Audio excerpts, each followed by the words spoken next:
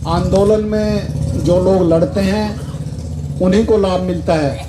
जैसे आप देखेंगे कि सन 47 की जो लड़ाई थी, उस लड़ाई में जो जातियां या जिस जाति के लोग आगे लड़ रहे थे, आज वही जाति के जो लोग हैं वो इस आज़ादी का आनंद ले रहे हैं। वो बड़े बड़ी फैक्ट्रियों के बड़े बड़े मकानों में रहते हैं, बड़े बड़े पदों पर उनके बच्चे आज बैठे हुए हैं, बड़े बड़े व्यापार वो संभाल रहे हैं।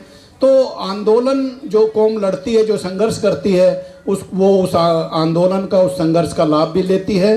तो साथियों, मैं हमारे बीच में हमारे साथी अमित बिडलान जी, युवा साथी हमारे बीच में हैं।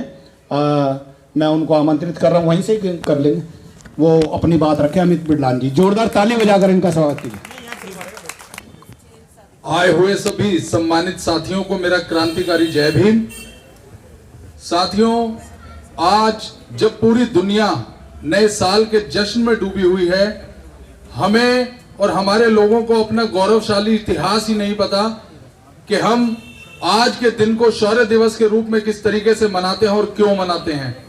साथियों, 1690 के अंदर ये संघर्ष शुरू हुआ, जो आते आते जहां पर हमारे महार साथियों को किस तरीके से इस ब्राह्मणों ने प्रताड़ित किया, और गहराई में जाऊंगा तो काफी समय लगेगा, लेकिन किस तरीके से ब्राह्मणों ने गैर बराबरी, गैर समानता को देखते हुए हमारे वीर सैनिकों को कभी अवसर नहीं दिया, जिसका बदला लेने के लिए उन 500 वीर सैनिकों ने 1818 में 28,000 ब्राह्मणों को खदेड़ कर इस लड़ाई को लड़ा और जीता। साथियों, हमारा इतिहास हमें बताया ही नहीं गया, जिस कारण हमारे समाज का विकास बहुत धीमी गति से हुआ। साथियों, हमारा एक बहुत ही गौरवशाली इतिहास रहा है। आज दिन शौर्य दिवस का है तो मैं शौर्य दिवस पर ही बात करूंगा, लेकिन हमारे समय समय पर जन्मे अलग अलग महापुरुषों के बारे में अगर हम पढ़े तो हमें जानेंगे कि उन सब महापुरुषों ने कितनी ताकत के साथ समाज की लड़ाइयों को लड़ा है और उनको जीता है। साथियों, हमें भीमा कोरेगांव के बारे में नहीं बताया गया, इसी तरीके से हमें साइमन कमीशन के बारे में नहीं बताया गया, गांधी के बारे में बताया गया, मां सावित्रीबाई फूले के बारे में नहीं बताया गया, सरस्वती के बारे में बताया गया, संविधान के बारे में नहीं बताया गया और गीता के बारे में बताया गया। साथियों, ये मनुवादी लोग समय समय पर हमारे इतिहास को दबाकर, छुपाकर अपनी व्यवस्था को हमारे ऊपर थोपने का काम करते रहे हैं।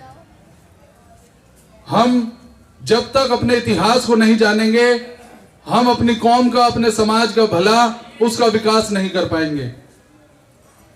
साथियों, जिस तरीके से ये दंश आज दिल्ली यूनिवर्सिटी में 128 दिन से बैठी वो प्रोफेसर ऋतु झेल रही है, समय समय पर अगर हमें नहीं जागरूक हुए तो याद रखना कि ये दंश, ये वार हम सबको, हमारी पीढ़ियों को, आने वाली पीढ़ियों को झेलना पड़ेगा।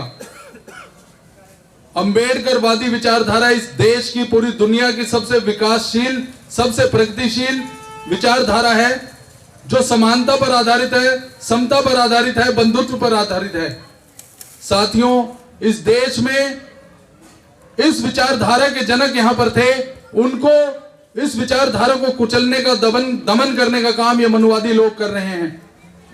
हमें अपने इतिहास को पढ़ना होगा, अपने महापुरुषों को याद करना होगा, और समय समय पर इस प्रोग्राम के माध्यमों से, इन कार्यक्रमों के माध्यम से अपने लोगों को, अपने बच्चों को अपने इतिहास के बारे में बताना होगा। मैं मंच पर आसीन हमारे बड़े भाई राजेश जी का तहे दिल से धन्यवाद करता हूं कि उन्होंने इस कार्यक्रम की व्यवस्था की और हमारे लोगों को जगाने का काम किया। इन्हीं शब्दों के माध्यम से मैं आपके बीच समय का अभाव देखते हुए जय भीम सर।